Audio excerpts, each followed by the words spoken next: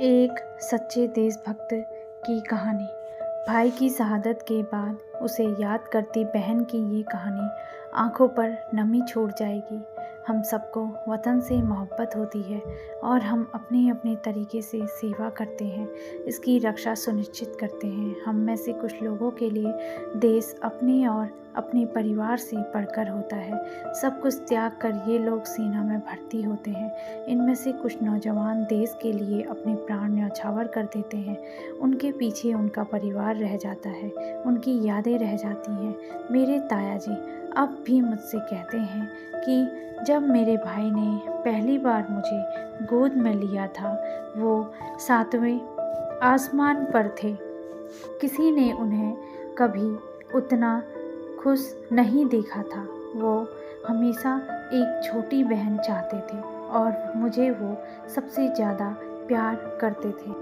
Captain GS Suri अपनी बहन को प्यार से सिल्की बुलाते थे। सिल्की ने आगे बताया कि वो उसके ताया जी के बेटे थे और सिल्की के साथ खेलते हुए कभी बोर नहीं होते थे। भैया पढ़ाई में बहुत अच्छे थे। ताया जी चाहते थे कि वो डॉक्टर बने, लेकिन भैया के इरादे पक्के थे। वो सेना में भर्ती होना चाहते थे और देश सेवा करना चाहते थे। ठीक अपने पिता और दादा की तरह उन्होंने UPSC की परीक्षा पास की, मिलिट्री ट्रेनिंग पूरी की और 1997 में लेफ्टिनेंट बन गए। सिल्की को अब भी याद है अपने भैया को परेड लीड करते हुए देखना। सिल्की को क्राउड में देखकर वो बहुत खुश हुई।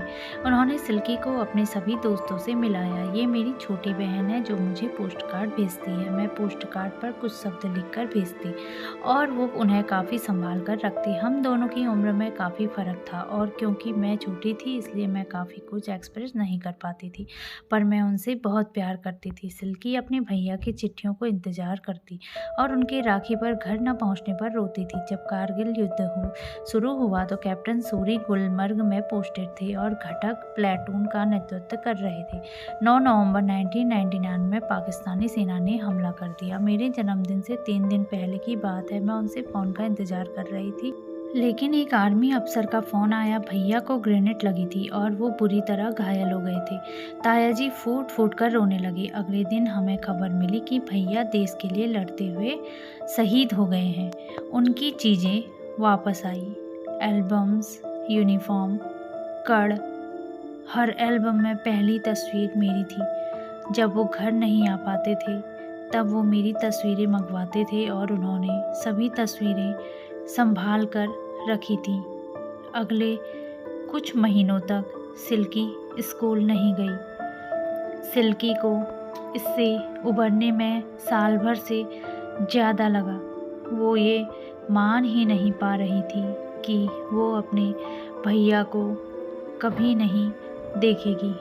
मेरे भैया सिर्फ 25 के थे जब उन्होंने मातृभूमि के लिए, हम सब के लिए कुर्बानी दी। उन्हें महावीर चक्र मिला, पर कोई अवार्ड उन्हें वापस नहीं ला सकता था। कैप्टन सूरी की शहादत के बाद उनके भाई ने अपनी कॉर्पोरेट की नौकरी छोड़ दी और उनकी जगह ली। भैया भारतीय सेना में अभी लेफ्टिनेंट कर्नल हैं। मैं उनसे हफ्ते में दो तीन बार बात करती हूँ। जैसलमेर सैंडस्टॉर्म के दौरान मेरी उनसे बात नहीं हो पाई। मैं बहुत ज़्यादा डर गई थी। जब मेरी उनसे बात हुई मैंने उनको लौट आने को बोला, पर उन्होंने कहा कि वो ठीक हैं और वो उनका कर्तव्य है। मैं जब भी किसी सैनिक की कुर्बानी की खबर सुनती हूँ मैं सहम जाती हूँ, लेकिन आर्मी फैमिली होने की वजह से मुझे पता है कि क्या होने वाला है। हमारे जवानों के लिए देश पहले आता है।